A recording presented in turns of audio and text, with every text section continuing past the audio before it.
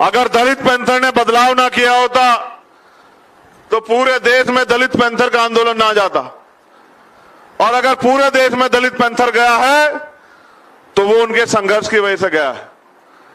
आज भी मैं देखता हूं कि दलित पैंथर की तरह ही भीम आर्मी के लोग पूरे देश में अन्याय अत्याचार खिलाफ लड़ते हैं। मुझे बड़ी खुशी होती है जब मैं देखता हूं कि नौजवान लोग ये ब्लू प्राइड नीला गमछा लेके गले में डालकर जब सड़कों से गुजरते और हिम्मत जुटाते, मुझे बड़ी खुशी होती। जब वो जोर जोर से जय भीम के नारे लगाते हैं तो मुझे ऐसा लगता है कि एक समय आएगा कि धरती और आसमान पे नीला नीला छाएगा, एक समय ऐसा आएगा। लेकिन मैं ये भी समझता हूं कि ये लड़ाई बड़ी आसान नहीं, क्योंकि अभी तो जो अन्याय आजादी से पहले हमने सहा हजारों हजारों साल, वही अन्याय आजादी के बाद भी, भारतीय संविधान होने के बावजूद भी हम लोग सह रहे हैं।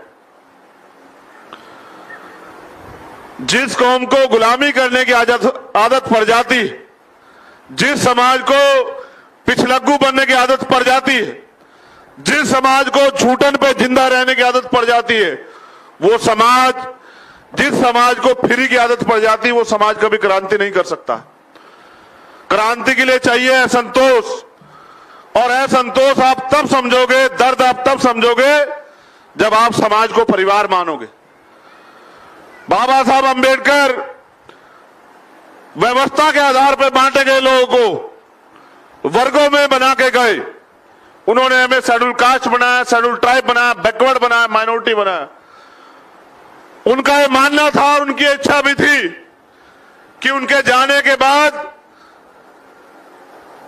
भारतीय संविधान में अपने अस्तित्व को पहचान के और उनकी वॉल्यूम्स में अपने इतिहास को पहचान के, ज्योतिबा फूले जी की गुलामगिरी में अपने इतिहास को पहचान के, छत्रपति साहू जी महाराज के संघर्ष में अपने वजूद को टटोल के हम लोग वर्ग बनेंगे।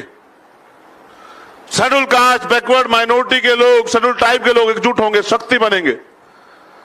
अफसोस कि आज भी हम वहीं खड़े हैं। हम दूसरे लोगों से सवाल करते हैं कि उन लोगों ने हमें बांटा, लेकिन हमने अपनी एकता के लिए बड़ा प्रयास नहीं किया है। जब ये बात मेरी समझ में आती है तो मुझे लगता है कि संगठन के जरिए संगठित हुआ जा सकता है, और बाबा साहब अंबेडकर ने अपने 3 सूत्र में ये बात कही भी है कि शिक्षित बनो, संगठित रहो, संघर्ष करो। लेकिन आज जो दर्द मैं पूरे देश में देखता हूं, रोज माताओं बहनों की लुटती अस्मतें, हमारे जलते घर, मूछे रखने पे, घोड़ी चढ़ने पे, बुद्ध विहार जाने पे, बाबा साहब की जयंती मनाने पे, बाबा साहब के स्टैचू को स्थापित करने पे, अपने हक अधिकार की लड़ाई लड़ने पे, अपने जल जंगल जमीन की लड़ाई लड़ने पे आज भी जुगे तो हमारे घर जला दिए जाते हैं और कार्रवाई के नाम पे सिर्फ खाना पूर्तियां होती। मैंने ऐसा नहीं कि ये दर्द सिर्फ पूरे देश का है, महाराष्ट्र का नहीं है, तो मैंने महाराष्ट्र को भी स्टडी किया, और महाराष्ट्र में भी जो घटनाएं मैंने पढ़ी वो भी बड़ी दर्दनाक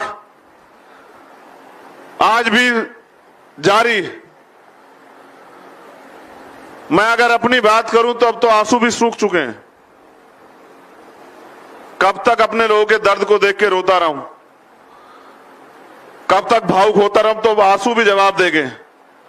अब शरीर में आंसू नहीं, सिर्फ लहू बचा हुआ है, और लहू का वो एक एक कतरा इस आंदोलन के नाम है, और जब तक जीवन है पैंथर के इस कारवां को आगे बढ़ाने का काम हम लोग करते रहेंगे। मैं दर्द आपसे इसलिए कह रहा हूं क्योंकि अकेला कोई इस आंदोलन को आगे नहीं बढ़ा सकता। आज जरूरत है हमें अपने पैरों पे खड़े होने की, और ये सोचने की कि अगर बाबा साहब अंबेडकर अपने मात्र बच्चों के बारे में सोचते, अपनी पत्नी और अपने परिवार के बारे में सोचते, तो क्या हमारी जिंदगी में कभी सवेरा हो पाता? अगर बाबा साहब अंबेडकर अपने अथक प्रयास से हमें वोट का अधिकार नहीं दिला पाते, तो क्या कोई हमारी बस्तियों में पैर रखने के लिए आता? आज जो तमाम तरह के हिंदुत्व और भाईचारे की जो लोग बात करते हैं, अगर ये वोट की ताकत आपसे छीन ली जाए तो मैं जिम्मेदारी से कहता हूं कि आज भी आपकी हालत और आपकी स्थिति उनकी नजरों में बिल्कुल वैसी है जितनी आजादी से पहले थी। मेरे आज भी उस घटना को मैं याद करके आपको बता सकता हूं कि जब गोलमेज कॉन्फ्रेंस में मदन मोहन मालवीय जी ने यह कहा कि डॉक्टर अंबेडकर आप हमारे भाई हैं और अंग्रेजों से कहा कि भारत में कोई छुआछूत नहीं है, कोई भेदभाव नहीं है। डॉक्टर अंबेडकर बस थोड़े नाराज हैं, इस वजह से इस तरह की बातें कर रहे हैं। हम तो वहां परिवार की तरह रहते हैं, हम तो एकजुट हैं। वहीं उसी मौके पे बाबा साहब अंबेडकर ने वो जग से पानी का गिलास भर के और उसको मदन मोहन मालवीय जी के सामने किया। उन्होंने कहा अगर मालवीय जी कोई अछूतपन नहीं है, कोई भेदभाव नहीं, तो ये पानी आप पी के दिखाइए। और मालवीय जी ने इतनी हिम्मत नहीं जुटा पाए कि एक अछूत के हाथ से पानी पी लें। परिणाम अंग्रेजों को भी ये पता लगा कि डॉक्टर अंबेडकर सही कह रहे हैं। आज सच्चाई ये है कि जो संविधान में आपको अधिकार है उसकी वजह से थोड़ा सा जो आप आरक्षण और कुछ रिसोर्स जो हमें मिले हैं उनकी वजह से आज हम लोग थोड़े से आगे बढ़ गए हैं। वरना सच तो ये है कि जब देश आजाद हुआ तो अमीर लोग अमीर ही रहे और गरीब लोग गरीब ही रहे। और आजादी से पहले जो इस देश में व्यवस्था थी, जो ब्राह्मणिकल सोशल ऑर्डर के आधार पर सामाजिक गैर बराबरी और आर्थिक गैर बराबरी थी, उसके शिकार आज भी हम हैं। और मेरे याद है बाबा साहब अंबेडकर ने कहा था संविधान को सौंपते हुए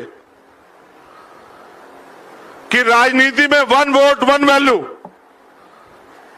इस वोट के आधार पर राजनीति में तो हम लोग बराबर हो जाएंगे, लेकिन ब्राह्मणिकल सोशल ऑर्डर के आधार पे जो सामाजिक गैर बराबरी और आर्थिक गैर बराबरी आज भी कायम है, जब तक हम उसका अंत नहीं करते तो इस देश में हमारी राजनीति भी कामयाब नहीं हो पाएगी।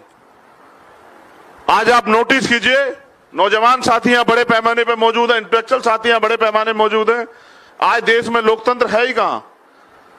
क्या कोई गरीब का बेटा मेहनत करके आगे बढ़ सकता है? मैंने खुद उत्तर प्रदेश में चुनाव कंटेस्ट किया और उस व्यक्ति के खिलाफ कंटेस्ट किया जो उत्तर प्रदेश के सूबे का मुख्यमंत्री। जब मैंने कंटेस्ट किया तो मैंने ये देखने के लिए कंटेस्ट किया कि चुनाव होता कैसा है, लड़ाने में और लड़ने में फर्क है।